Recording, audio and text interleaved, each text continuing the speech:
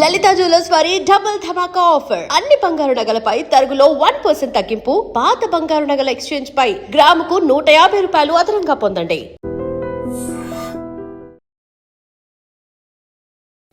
Welcome to I dream. మన ముందు ఉన్నారు ప్రముఖ నిర్మాత దర్శకులు తమ్మారెడ్డి భరద్వాజ గారు. సార్ నమస్తే. నమస్తే సార్. ఒకటి చెప్పండి సార్, మీరు తెలుగు సినిమా పుట్టినప్పటి నుంచి కథే ప్రాణము, కథే బ్రహ్మాండము, కథ లేకపోతే ఏమీ లేదు, కథ వల్లే సినిమాలు నడుస్తాయి, ఇలా ఇవి వింటూనే ఉన్నాం. మీరైతే ఇంకా మాకంటే చాలా సీనియర్ కాబట్టి ఇంకా లాంగ్ నుంచి వింటున్నారు. మీరు అనేక సినిమాలు తీశారు, ప్రొడ్యూసర్గా దర్శకులుగా తీశారు. అసలు ఏమిటి కథ అంటే ఏమిటి, అది ఎట్ట తయారవుతుంది? అదే నేను మిమ్మల్ని అడుగుదాం అనుకుంటున్నాను. మీరే పుంకాలకి పుస్తకాలు రాశారు, దాని మీద 17 రాశారు. మీరు ఎవరు, మీరు ఎందుకు రాశారు? ముందు నాకు సమాధానం చెప్పండి, తర్వాత నేను చెప్తాను. నేను అనేక సినిమాలు చూసిన ప్రేక్షకుడిగా ఇలా ఉంటే బాగుంటుంది అనేది, కానీ నేను ఊరికి సంగీతం టీచరే కానీ పాడమంటే పాడేవాడిని కాదు. ఎలా ఉంటే బాగుంటుంది అదే అడుగుతున్నాను. కథే బ్రహ్మాండం. ఇప్పుడు మీరు చాలా సినిమాలు తీశారు. ఈ సినిమాకి మీరు ఈ సినిమా పలానా హీరోతో తీయాలి అనుకున్నప్పుడు ఆ కథని ఎలా సెలెక్ట్ చేసుకుంటారు? కథను సెలెక్ట్ చేసుకున్నాక హీరో వస్తాడా? హీరో ఫిక్స్ అయినాక కథ వస్తుందా? నేను అవన్నీ తర్వాత చెప్తాను, ముందు మీరు చెప్పండి. మీరు 17 ఎపిసోడ్లు ఇచ్చారు, కథలు రాశారు దాని మీద. సో మీ ఉద్దేశం ఏంటి? ఒక ప్రేక్షకుడిగా అయ్యి ఉంటుంది మీరు, మీ సినిమా ఎక్స్పీరియన్స్ ఏం లేదు కాబట్టి.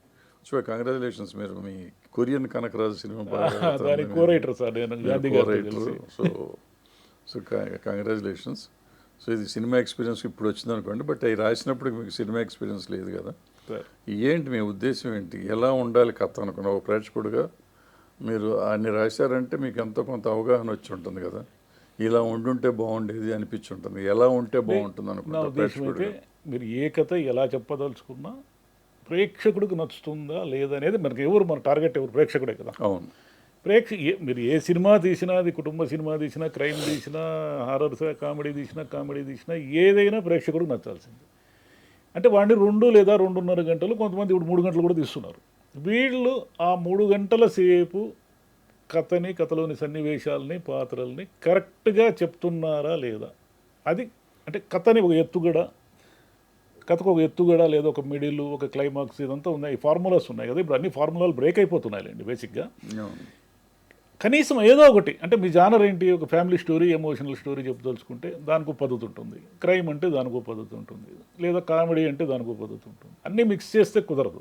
నేను పూర్వకాలం ఉండింది ఫ్యామిలీల్లో, మళ్ళీ రాజబాబు గారి ట్రాకు, పద్మనాభం గారి ట్రాకులు పెట్టేవాళ్ళు. నిజానికి ఆ కథకి ఆ సినిమాకి ఏ సంబంధం ఉండదు. ట్రాకుల కాలము కాదు కదా ఇప్పుడు. అది కథ అనేది ప్రేక్షకుడికి నచ్చడం ఒకటి. ఒక కథ ఏదో ఒక కథ. ఇప్పుడు అంటే అభిరుచులు మారుతూ ఉంటాయి. ఎప్పుడో స్వాతంత్రం ముందు హీరో స్వాతంత్ర పోరాటం కోసం చేసేవాడైతే, స్వాతంత్రం వచ్చిన తర్వాత మనకు వచ్చిన స్వాతంత్రాన్ని కాపాడుకోవాలని చెప్పేవాడు ఇచ్చాడు. 1970-80 మధ్యలో బొంబాయిలో నూలు మిల్లుల సంక్షేమం వచ్చిన తర్వాత బాలీవుడ్లో డాన్లు పుట్టారు. ఆ డాన్లు మనకొచ్చారు. ఇప్పుడు పూర్తిగా క్రైము, ఎర్రచందనము, అది ఇది పూర్తిగా మనం ఇప్పుడు క్రైమ్ని ఒక హీరో అంతా కూడా యాక్సెప్ట్ చేస్తాము, ఒక హీరో ఏమైనా యాక్సెప్ట్ చేస్తాము. ఒకప్పుడు ఈ యాక్సెప్టెన్స్ లేదు కదా. ఈ కథ కూడా అనేక రకాలుగా మారింది. మీరు చెప్పండి, మీరు ఇన్ని సినిమాలకి కథను ఎలా ఎంచుకున్నారు? సార్ కామెడీ ట్రాకులు లేవంటున్నారు. మీ సినిమా నేను చూడలా, దాంట్లో సత్య మెయిన్ క్యారెక్టర్, సత్యదే కామెడీ బాగా పండింది అన్నారు. అంటే మీరు ఇందులో పెట్టారు కదా? లేదు, అది ట్రాక్ కాదు. సత్య ఆ కథలో ఇమిడిపోయి ఉంటాడు. సత్య లేకుండా సినిమా లేదు. అంటే హీరో ఉంటాడు, హీరో పక్కన ఒక స్నేహితుడు, వీళ్ళిద్దరూ కలిసిన తర్వాత ఆయనకి ఏదో కొరియన్ ఆత్మ వహించడం, ఇదంతా కనిపెట్టేది ఎవరు? సత్యానే కనిపెడతాడు. ఏదో సంథింగ్ రాంగ్, వీడేదో తేడాగా ఉన్నాడని. ఈ కనిపెట్టిన తర్వాత దాన్ని వదిలించుకోవడానికి ఆ అమ్మాయి సాయం అవసరమవుతుంది. ఆ అమ్మాయి సాయంతో వీళ్ళు కొరియా పోతారు. కొరియా తర్వాత ఎలా వదిలించుకుంటారు అనేది ఇంకా రిమైనింగ్ స్టోరీ. సత్య లేకుండా ఆ సినిమాలో కథే నడవదు ముందుకి. కానీ ఆ ట్రాక్ అంటే నేను ఒప్పుకోను. ట్రాక్ ఏంటంటే సోగ్గాడు సినిమాలో మీరు అప్పట్లో రామారావు నాగేశ్వరరావు తీసుకుని, రామారావు పక్కన రేలంగా రెస్టారెంట్కి ఉండేవాళ్ళు, లేకపోతే రమణారెడ్డి ఉండేవాడు, లేకపోతే ఎవరో ఒకళ్ళు ఉండేవారు. తర్వాత రాజబాబు గారు వచ్చినాక రాజబాబు గారు ఉండేవారు. ఫర్ ఎగ్జాంపుల్ సర్కార్ ఎక్స్ప్రెస్ అనే సినిమా తీసుకోండి. సర్కార్ ఎక్స్ప్రెస్ రైలు నడుస్తుంది, రైలు రాజబాబు క్యారెక్టర్ లేకపోతే సినిమా లేదు. మొత్తం రాజబాబు హైలైట్ అవుతాడు, అయిపోయాడు. అట్లాగే మొన్న మీ మేర్లపాక వెంకటాద్రి ఎక్స్ప్రెస్ సప్తగిరి లేకపోతే సినిమా లేదు. సప్తగిరి మళ్ళీ మీకు సపరేట్ క్యారెక్టర్ కాదు, కలిసి ఉంటుంది. సో ఇట్లా చాలా సినిమాలు ఉన్నాయి. ఇప్పుడు అదేది ప్రేమ కథా చిత్రంలో కూడా సప్తగిరి అట్లాగే ఉంటాడు. ట్రాక్ కాదు. ట్రాక్ కాదు అది, కానీ ట్రాక్ కాకుండా ట్రాక్లే. సప్తగిరి లేకుండా కూడా సినిమా చేసి ఉండొచ్చు, అది చేసి ఉండొచ్చు, వెంకటాద్రి ఎక్స్ప్రెస్ చేసి ఉండొచ్చు, ఇంకో కథ చెప్తూ ఉండేవాడు. ఎందుకంటే ఈడు ఎదుగుతూ ఉండటమే కదా. సో ఎక్కడికక్కడ మనం ఒక కొత్త క్యారెక్టర్ని, ఒక అద్భుతమైన క్యారెక్టర్ని సృష్టించుకుంటూ వెళ్తున్నాం. ఇప్పుడు మనం అనుకున్న 4 సినిమాలు. అవునవును. సో కామెడీ అనేది కంపల్సరీగా ఉండాల్సింది అనేది అర్థమవుతుంది. ఇప్పుడు హారర్ సినిమా, నేను ప్రేమ కథా చిత్రం, full length comedy cinema Venkatadri express, సర్కార్ ఎక్స్ప్రెస్ యాక్షన్ సినిమా ఆ రోజుల్లో కృష్ణ గారిది. బట్ అందులో కామెడీ, రాజ్బాబు కామెడీ మూలన సినిమా ఆడింది ఇది ఆ రోజు. అదే కృష్ణ గారికి బాగా బ్యాడ్ డేస్ అనుకున్నప్పుడు వచ్చి సూపర్ హిట్ అయింది అది. ఇప్పుడు 5-10 ఫ్లాప్ సినిమాలు ఉన్నాయి. ఆ టైంలో సర్కార్ ఎక్స్ప్రెస్ వచ్చింది, ఇరగబాదేసింది అది. సో కామెడీ అనేది ఎప్పటికప్పుడు మనకు పనిచేస్తుంది. అయితే మీరు అన్నట్టు ఇంతకుముందు రోజుల్లో మాకు ఇంట్రడక్షను, హీరో ఇంట్రడక్షను, తర్వాత కామెడీ, ఓ వీలైతే ఫైటు, ఓ హీరోయిన్ ఇంట్రడక్షను, అక్కడ ఓ పాట, మళ్ళీ ఒక ఫ్యామిలీ సీను, ఓ ఫైటు, ఓ కామెడీ, ఇట్లా పాళ్ళు వేసుకొని చేసేవాళ్ళం. తర్వాత కాలంలో కలిసిపోయినాయి. హీరో అసిస్టెంట్గా కమెడియన్ని పెట్టుకుని కత్తో నడిపించుకుంటూ వెళ్ళటం అనేది వచ్చింది. మూలకథ అయితే ఏదో థ్రెడ్ ఉండాల్సిందే కదా. మూలకథ ఉండదు. ఇప్పుడు అతడు సినిమా ఉంటుంది, అందులో ఈ రోజుకి మనం బ్రహ్మానందం గారి క్యారెక్టర్ చూసుకుని నవ్వుకుంటూ ఉంటాం. ఈ రోజుకి మీమ్స్ అన్నీ దాని మీదే ఉంటాయి ఇప్పుడు కూడా. టీవీల్లో, పాత టీవీలు అన్నిట్లో ఇప్పటికీ ఆ క్లిప్పింగ్స్ వస్తూనే ఉంటాయి, ఆ కామెడీలు నడుస్తూ ఉంటాయి, యూట్యూబ్లో దాని మీద నడుస్తూ ఉంటుంది. సో అది యాక్చువల్గా ఆ బామ్మర్ది వేషం ఇంట్లో లేకపోయినా నష్టం లేదు. బట్ ఆయన ఉండటం వల్ల సినిమా పెరిగింది, మెమరబుల్ ఫిల్మ్ అయిపోయింది. సో ఇట్లా కలిసిపోయే క్యారెక్టర్స్ సృష్టించడం అనేది చాలా కష్టమైన విషయం. అది రైటర్ గ్రేట్నెస్. అది సినిమాకి అనుగుణంగా ఒక పాయింట్ అనుకుంటాం, పాయింట్లో క్యారెక్టర్స్ ఉండవు ఒరిజినల్గా. పాయింట్ అనుకున్నాక ఈ క్యారెక్టర్స్ అన్నీ వస్తాయి, నెంబర్ ఆఫ్ క్యారెక్టర్స్ ఏం వచ్చినాయి, అట్లా వచ్చినాయి. వచ్చినాక ఏ క్యారెక్టర్ ఎంత కావాలి, ఎంత పాళ్ళు ఉండాలి అనేది మీరు చెప్పినట్టు కరెక్ట్గా ఉండాలి, ఉంటే సినిమా బాగుంటుంది. అప్పుడు అది ఏమవుతుందంటే, ఇక్కడ ఈ మధ్యకాలంలో నాకు అనిపించింది చెప్తున్నాను. ఇంతకుముందు ఏంటంటే మనకి కథ, ఓ ప్రొడ్యూసరు, నేనే ప్రొడ్యూసర్ అనుకుందాం కొంచెం, మీరు వచ్చిన కథ చెప్పారు, నాకు నచ్చింది అనుకోండి, మీకు డబ్బులు ఇచ్చేసి మీ దగ్గర కథ తీసుకుని అవసరమైతే మీతో కూర్చుంటాను. అప్పుడు ఆ కథకి ఏ డైరెక్టర్ బాగుంటాడు, వీళ్ళందరూ 10 సినిమాలు చేసేవాడు, మేకలపాక గాంధీ, ఇంకో నేను, ఇంకో మీరు డైరెక్టర్ అనుకుందాం. సో గాంధీ గారు అయితే కామెడీ సినిమా చేస్తారు, మీరు చెప్పిన కథ కామెడీ కాకపోతే ఇంకో డైరెక్టర్, ఫ్యామిలీ సినిమా చేసే డైరెక్టర్ ఎవరన్నా అతను బాగా చేస్తాడు, లేదా ఇంకో కథ అయితే ఇంకోటి చేస్తారు, యాక్షన్ అయితే ఇంకోటి చేస్తారు. అట్లా వాళ్ళని మనం పిలిచి మాట్లాడుకుంటూ ఉంటాం. సో మాట్లాడుకుని అప్పుడు ఆ కథకి ఏ హీరో, మళ్ళీ ఏమో ఈ రైటరు, డైరెక్టరు, ప్రొడ్యూసర్ కలిసి మళ్ళీ దాన్ని ఒక షేప్, ఇంకొంచెం బెటర్ షేప్కి తీసుకొచ్చి ఏ హీరో బెటర్గా ఉంటాడో ఆ హీరో దగ్గరికి వెళ్ళి అడిగి తెచ్చుకునేవాళ్ళం డేట్లు. తెచ్చుకొని సినిమా తీసేవారు. మా నాన్నగారి టైము, వాళ్ళు అంతకుముందు టైంలో అన్నిట్లో.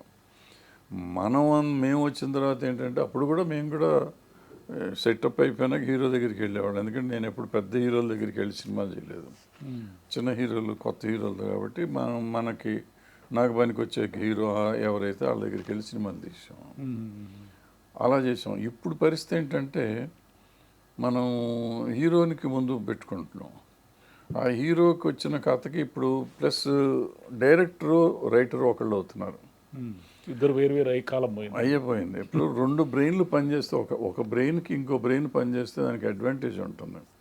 2 ఒకే బ్రెయిన్ పనిచేస్తున్నాయి. సో ఈయన కాన్ఫిడెన్స్ ఇయ్యింది. ఇప్పుడు ఇతన్ని నమ్మిన హీరో నమ్ముతున్నాడు. ఎప్పుడైతే హీరో డైరెక్టర్ని నమ్మేశాడో, హీరోతో పాటు కథను కూడా నమ్ముతారు. వీళ్ళిద్దరూ కలిసి ఏదో వండుతూ ఉంటారు. వండుతూ ఉంటే ఈ ప్రొడ్యూసర్ని వంటకంలోకి రానివారు, ఇతని మసాలా వేయనివారు. వాళ్ళిద్దరే మసాలా వేస్తారు, అతనే మొత్తం మసాలా వేసేది, కూర అన్నీ వాళ్ళు కూర తరిగి అన్నీ చేసేది వాళ్ళిద్దరే. చేసేసి ఈయన రానివారు, ఈయన ఆటలో అరటికాయ అయిపోయిన.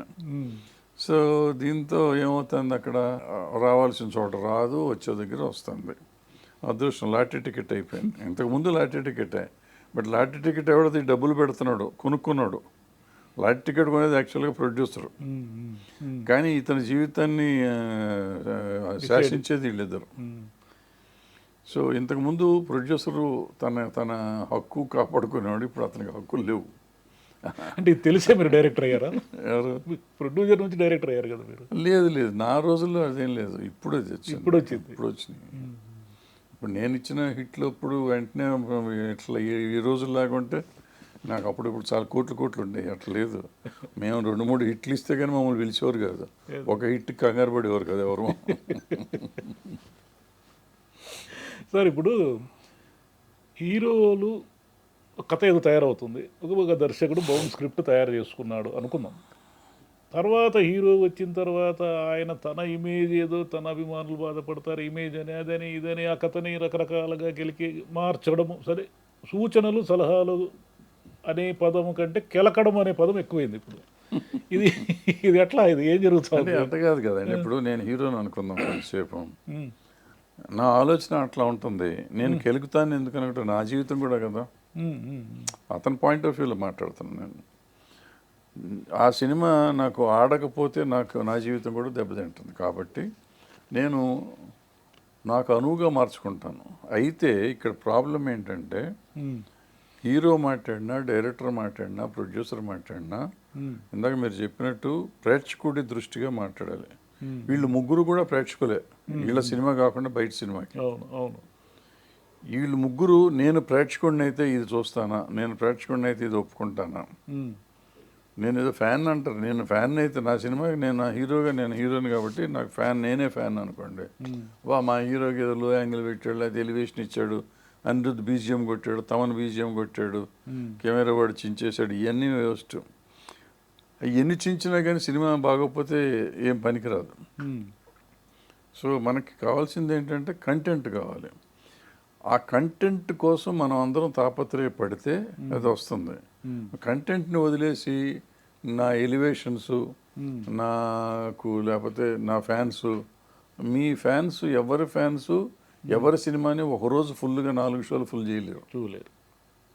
మార్నింగ్ షో ఫుల్ చేయడమే కష్టం అవుతుంది ఈ రోజుల్లో. 4 షోల సంగతి అవుట్ ఆఫ్ క్వశ్చన్. సో అటువంటప్పుడు మనం ఫ్యాన్స్ అని మాట్లాడతాం అనేది మనం మోసం చేసుకోవటం. మనం ప్రాక్టికల్గా ఉండటం నేర్చుకోవాలి. మనం ఇది అనేది ఓపెన్ అయితే కరెక్ట్గా ఉంటుంది. లేదు, మన ఎన్టీ రామారావు చెప్పినట్టు మనకెందుకు బ్రదర్, మనం ఒప్పుకున్నాక వాళ్ళు ఇష్టం వచ్చింది వాళ్ళు చేసుకుంటారు, మనం చేద్దాం, వెళ్దాం, మన డేట్ ఇద్దాం, మన షెడ్యూల్, మన డేటు టైం ఇస్తాం, కాల్ షీట్ ఇచ్చాం, ఎంత ఇస్తే అంతసేపు పనిచేసి ఇంటికి వెళ్ళిపోదాం, మనకు వద్దు ఏం చేశాడు, ఉన్న సమస్య లేదు. అట్లా ఉండటం అదొక పద్ధతి. ఎందుకంటే హిట్ ఫ్లాప్ మనం ఇప్పుడు ఫర్ ఎగ్జాంపుల్ చెప్తాం సార్. ఇప్పుడు ఆల్మోస్ట్ మీరు చెప్పినట్టు హీరో గారు ఇన్వాల్వ్ అయ్యి కెలికో ఇంకోటో చేస్తారు. సక్సెస్ వస్తే హీరోది, ఫెయిల్యూర్ వస్తే ఎవరిది? మిగతా వాళ్ళు, దర్శకుడు, ప్రొడ్యూసర్ అందరూ భరించాల్సింది. అందరూ భరించాలి. డైరెక్టర్ జీవితం, ప్రొడ్యూసర్ జీవితం నాశనం అయిపోతుంది. మరి అటువంటిప్పుడు ఎందుకు ఈయన మాట్లాడకుండా ఉంటే, ఈయనకి ఎట్టకపోతే 4 సినిమాలు ఎట్లాగా ఉంటాయి ఈయనకి. సో డైరెక్టర్ని ఈయన్ని బతకనివ్వచ్చు కదా, ఓ పద్ధతి. సో ఏది అనేది ఆలోచించాల్సిన అవసరం ఉంది. బట్ ఏమైనా కలెక్టివ్ ఎఫెక్ట్ ఉండాలండి. హీరో ఇన్వాల్వ్ అయినా, ప్రొడ్యూసర్ ఇన్వాల్వ్ అయినా, డైరెక్టర్ ఇన్వాల్వ్ అయినా, యూనిట్ ఇప్పుడు ఎట్లా ఉంటుందంటే అండి, cameraman important, music director important, art director important, production designer important. వీళ్ళందరూ కలిసి సమిష్టిగా కూర్చుని ఆ కథ మీద ఒక కంక్లూషన్కి వస్తే, అంటే ఎవరికి అనుమానం వచ్చిన ఈ సీన్ ఎందుకండి, ఇక్కడ ఎందుకండి, క్యారెక్టర్ ఇట్లా ఎందుకు బిహేవ్ చేస్తుందండి అనే లెవెల్కి ఉంటే మీకు ఈజీగా ఉంటుంది. అది లేకుండా అంత డెమోక్రసీ ఉందా? ఉండాలి.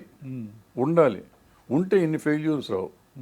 ఇప్పుడు మనం సక్సెస్ స్టోరీలు మాట్లాడుకుంటున్నాం, ఫెయిల్యూర్ స్టోరీస్ మాట్లాడితే 250 సినిమాలు 240 సినిమాలు వస్తాయి, 200 సినిమాలు ఫ్లాప్ అవుతాయంటే 200 కాదు 230 సినిమాలు ఫ్లాప్ అవుతున్నాయి. 20 సినిమాల్లో 10 సినిమాలకి వాళ్ళు పెట్టిన దానికి ₹1 కోటి తక్కువ ఎక్కువ వస్తున్నాయి తప్ప అట్లా.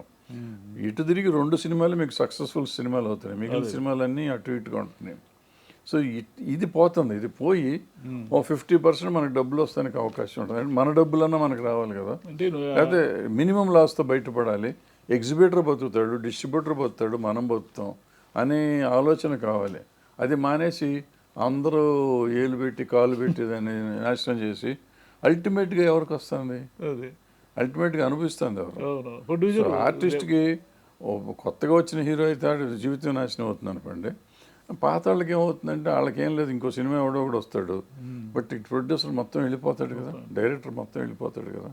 సో ఈ అందరూ ఆలోచించవలసిన విషయం ఇది. ఆలోచించి బాగా చేసుకుంటే అందరి కెరియర్స్ బాగుంటాయి, అందరి జీవితాలు బాగుంటాయి. అంటే మీరు చెప్పినట్టు కథ మీద ఓపెన్ డిస్కషన్ పెడితే ప్రతివాడు సలహా చెప్పి దాన్ని అంటే ఇప్పుడు director ego director final decision producer director డైరెక్టర్కి నువ్వేం నాకు చెప్పేది అంటే భయపడతారు కదా సార్. ఇప్పుడు అసిస్టెంట్ డైరెక్టర్ ఉంటాడు, వాడికి ఏదో ఐడియా వస్తుంది, నువ్వేంట్రా నాకు చెప్పేది అని వాడు తీసేస్తారు. ఏమన్నా అది ఎందుకు తీసేస్తారు? తీసేయకూడదు. అంటే పనికి రాకపోతే చెప్పాలి. ఇప్పుడు సార్ నేను ఒక సినిమా తీస్తున్నా ఫర్ ఎగ్జాంపుల్, నేను మీకు కథ చెప్పాను, చెప్తే మీరు నాకు అనుమానం చెప్పారు, చెప్తే నేను I should be in a position to convince you. మిమ్మల్ని ఒప్పించుకోవాలి నేను, బెదిరించి అదిరిచ్చో కాదు. ప్రేమగా కథకి ఆ సిచ్యువేషన్ ఇదండి ఇదండి ఇదండి ఇదండి ఎందుకని అది చేశానండి అని చెప్పాలి. మీరు చెప్తే మీరు కన్విన్స్ అయ్యారనుకోండి, మన ఇద్దరం ఒకళ్ళనొకళ్ళు కన్విన్స్ చేసుకోలేకపోతే ఒక సినిమా తీస్తూ 1,000,000 మంది అంతమంది చూడాలి మన సినిమా, మన డబ్బులు రావాలంటే 1,000,000 మందిని ఎట్ట మెప్పిస్తాం? చుట్టూ యూనిట్లో ఉన్న 5గురితో చెప్తానికి నువ్వు సిగ్గుపడిపోయి లేకపోతే ఈగో ఫీల్ అయ్యి నేను కథ చెప్పను ఎవరికి, మీరు పని చేయండి రా నోరు మూసుకొని, మీ తెలివితేటలు నాకు అక్కర్లేదు, నా తెలివితేటలతో నేను సినిమా తీస్తా. నీ ఒక్కటి తెలివితేటలేదు ప్రజలు చూస్తారా? అదే కదా, చూడరుగా. సో నువ్వు ఎంత తెలివి గలవాడివైనా కానీ, నీ తెలివితేటలతో పనిచేసినా కానీ సాటి టెక్నీషియన్స్ పని చేయకుండా నువ్వు ఈ సినిమా అయితే అవ్వదు. డైరెక్టర్ అవ్వచ్చు, ప్రొడ్యూసర్ అవ్వచ్చు, హీరో అవ్వచ్చు. సో మన అందరి తెలివితేటలు కలుపుకొని చేస్తే ఇంకా బెటర్గా వస్తాం కదా. ఎందుకు నీ ఒక్కడికి ఎందుకు నువ్వు శ్రమ పడతావు? నీ తెలివితేటలు ఒక్కడే ఉపయోగించి ఎందుకు శ్రమ పడతావు? నలుగురిని వాడుకో, నలుగురు తెలివితేటలు వాడుకో. అప్పుడు నువ్వు పెట్టాల్సిన స్ట్రెస్ తగ్గుతుంది కదా, శ్రమ తగ్గుతుంది కదా నీకు. శ్రమ తగ్గించుకోవడానికి ప్రయత్నం చేసి సక్సెస్ కోసం పట్టుకోడు. సక్సెస్ రావాలంటే అందరం మెచ్చుకోవాలి. అంటే మళ్ళీ భజన పరులను పెట్టుకుంటే అందరూ జింగ్ జింగ్ జింగ్ జింగ్ సూపర్ స్టార్, అది కాదు కావాల్సిందే. ఇక్కడ ఎందుకు ఇది అని అడగాలి ప్రతివాడు.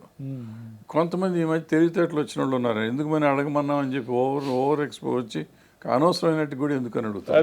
అదే ప్రాబ్లం. సో అది ఓవర్ యాక్టింగ్ తెలిసిపోతూ ఉంటుంది కదా. తెలుస్తాయి కొన్ని తెలియవు అంతే. అంటే డిస్కషన్ పెట్టేవాళ్ళు ఎప్పుడూనండి కరెక్ట్ డిస్కషన్ పెడితే మనకే అర్థం అవుతుందండి. ఈ భజన బ్యాచ్ భజన కోసం అది క్వశ్చన్ చేయటం భజనే, క్వశ్చన్ చేయకపోవటం భజన అంటే అది తెలుస్తుంది. సార్ ఒకటి మీరు ఇన్ని సినిమాలు తీశారు కదా, ఎట్లా ఒక బౌండ్ స్క్రిప్ట్తో షూటింగ్ స్టార్ట్ చేసేవాళ్ళ, లేదంటే షూటింగ్ జరుగుతున్నప్పుడు కూడా అనేక మార్పులు చేర్పులు అయ్యేదే? చాలా సినిమాలకు బౌండ్ స్క్రిప్ట్తో చేశానండి. చాలా సినిమాలు నేను మార్పులు చేర్పులు చేసి 10 సంవత్సరానికి బౌండ్ స్క్రిప్ట్ తక్కువ అండి, మారుస్తూనే ఉన్నాం, చేసుకుంటూ వచ్చి. అక్కడే డైలాగులు రాసుకున్నాం అంటే రాసుకుని వచ్చారు. కనెక్టివిటీ పోదా ఇచ్చినా కానీ బట్ కొన్ని అవసరాల కోసం ఇంకా బాగుండాలని ఇంకోటి చేసి సీట్లో రాసుకున్న రోజులు చాలా ఉన్నాయండి. అలజడికి అసలు స్క్రిప్ట్ రైటర్ లేడు, సంజీవ్ గారు ఉన్నారు, ఆయన టైంకి చేయలేదు, ఏదేదో చేసాం. ఒకరోజు కావాలంటే రోడ్డు మీద దాసనారాయణరావు అంటే గబుక్కుని ఆయనతో సీన్ రాయించుకున్నాను నేను. సో అట్లా నడుస్తూ ఉంటుంది. బట్ ఎప్పుడైనా స్క్రిప్ట్ ఉంటే బెటర్ అండి, చేతిలో స్క్రిప్ట్ ఉండటం బెటర్. అంటే రచయితకి ఎంత స్వేచ్ఛ ఇచ్చేవాళ్ళు సార్ మీరు? రచయితకి ఫుల్ స్వేచ్ఛనండి, ఫుల్ స్వేచ్ఛ ఉంటుంది. వచ్చిన తర్వాత మనకి మళ్ళీ మార్పులు చేర్పులు ఉంటాయి కదండి, సెకండ్ వర్షన్ థర్డ్ వర్షన్. మొదటి సినిమాల్లో అప్పుడే సెకండ్ థర్డ్ సత్యానంద్ గారు రాశారు మొదటి 2 సినిమాలు, తర్వాత 2-3 సినిమాలు హరినాథ్ గారు రాశారు.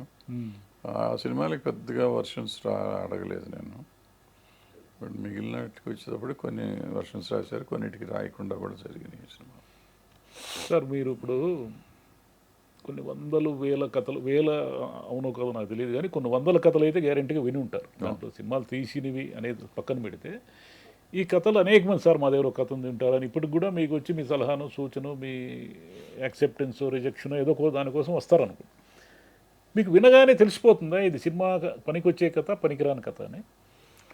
అంటే మనకు తెలిసిందల్లా కరెక్ట్ ఏం కాదు కదండి, మనకు తెలుసు తెలీదు.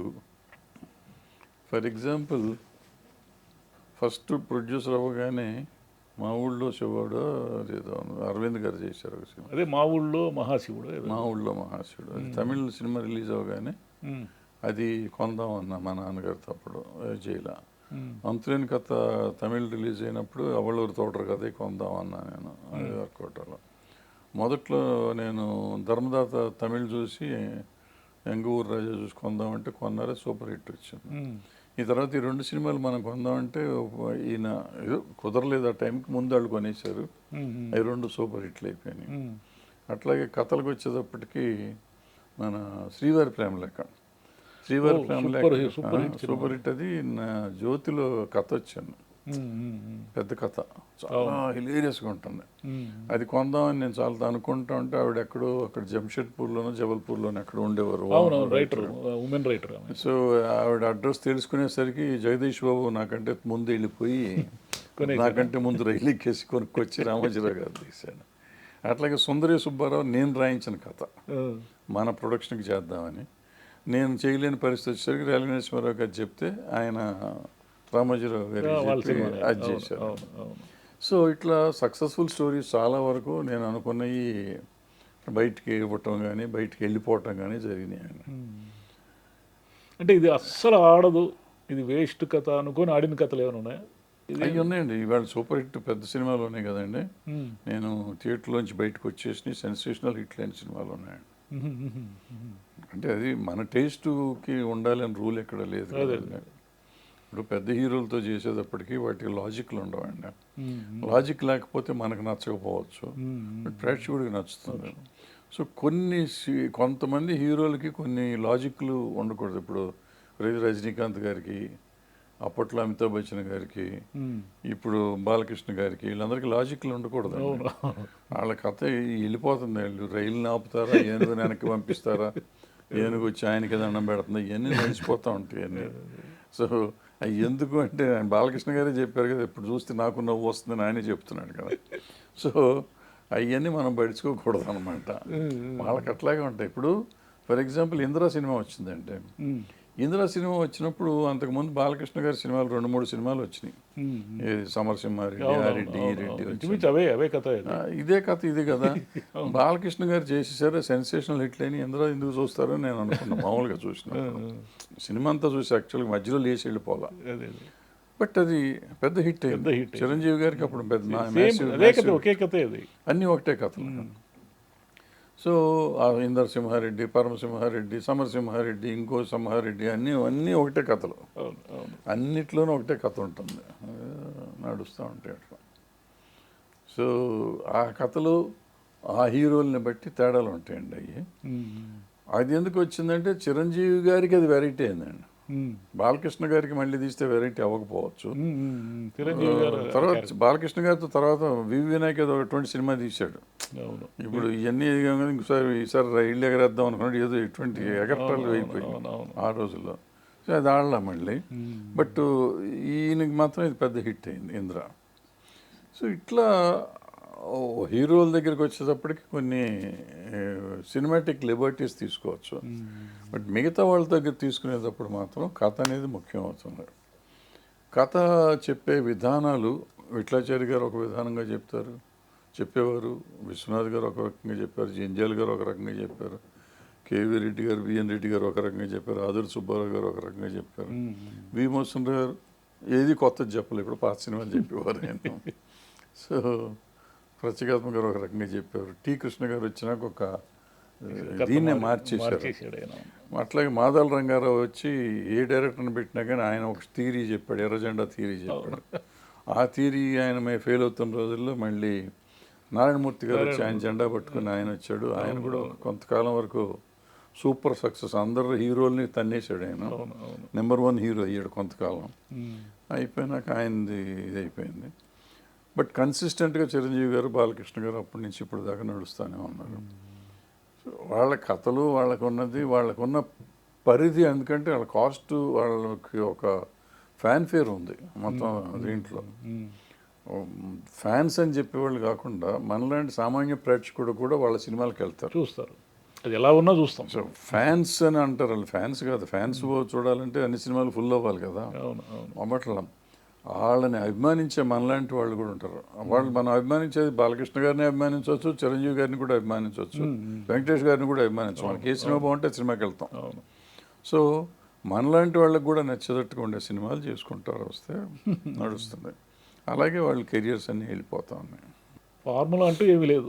ఫార్ములా అండి, అది ఏదో ఒక ఫార్ములా ఉంటుంది. ఫార్ములా లేకుండా ఎట్లా ఉంటుంది? ఆ కామెడీ ఫైట్లు ఉండాల్సిందే కదా, లేకపోతే వర్కౌట్ అవ్వవు. సో ఒక్కొక్క హీరోకి ఒక్కొక్క జోనర్ ఉండాలి. మళ్ళీ చిరంజీవి గారితో చేస్తే కూడా హిట్లు అయినాయి ఆయనకి, బట్ బాలకృష్ణ గారితో వర్కౌట్ అవ్వదు. వర్కౌట్ కాదు. ఫస్ట్ సినిమా సార్ అది, ఏదో పేరు ఉంది, ఇప్పుడు మీరు చెప్పేది 80s వచ్చింది. సో అది రకరకాలుగా ఉంటాయి. సో ఇది అదేని కాదండి, ఎవరి జోనర్ వాళ్ళకు ఉంటుందండి. కృష్ణ గారికి, చిరంజీవి గారికి, రాఘవేంద్రరావు గారు, కోదండరామరెడ్డి గారు, గోపాల్ గారు, బి గోపాల్ గారు, అప్పుడప్పుడు కోటి రామకృష్ణ గారు, వాళ్ళు సెట్ అయినట్టు ఇంకెవరు సెట్ అవ్వాలి వాళ్ళకి, డైరెక్టర్లు. అసలు ఇండస్ట్రీలో రైటర్లు లేకుండా ఎందుకు పోయినారు? ఉంటే రైటర్లు కూడా దర్శకులు అయిపోతున్నారు కదా మొత్తం. అంటే ఇప్పుడు కథ డైరెక్టర్ వచ్చి కథ చెప్తున్నాడు కదా, దాంతో రైటర్ డైరెక్టర్ ఒకళ్ళు అయిపోయారు ఇప్పుడు. అది దాన్ని ఈయన ఒక్కడే చెప్తానికి మదనం చాలదని నలుగురిని 5 అసిస్టెంట్లు పెట్టుకుని అందరూ కలిసి వండి వార్చి దాన్ని తీసుకొచ్చి చెప్తారు అనమాట. చెప్పేటప్పుడు ఏమవుతుంది, హీరోకి చెప్తున్నాం ముందు, ప్రొడ్యూసర్కి చెప్పట్లా, హీరోకి చెప్తున్నాం. హీరోకి చెప్పేసరికి హీరో ఆయన ఎలివేషన్లు కనపడగానే బ్రహ్మాండంగా ఉందనుకుంటారు. అసలు కథ మనకి పనికి వస్తుందో పనికి రాదా అని ఆలోచించలే. ఆయన ఎలివేషన్ కావాలి. ఆ ఎలివేషన్స్ మనం వీళ్ళు అవి వారుస్తున్నారు ముందు. అన్ని ఎలివేషన్స్ చెప్పేసరికి అద్భుతం అనుకుంటున్నారు. ఎలివేషన్లో ఇచ్చినప్పుడల్లా ఇక్కడ అనిరుద్ మ్యూజిక్ వస్తుంది సార్, తమన్ మ్యూజిక్ వస్తుంది సార్ అంటే ఇంకొంత పగిలిపోతుంది. కెమెరా యాంగిల్స్, మ్యూజిక్ అన్నీ చెప్తున్నారు. అన్నీ చెప్తున్నారు, దాంతో అది పగిలిపోతుంది అనుకున్నారు. ఇక్కడ మనకి పోగులుతాను. చాలా సంతోషం సార్, మంచి విషయాలు చెప్పారు సార్.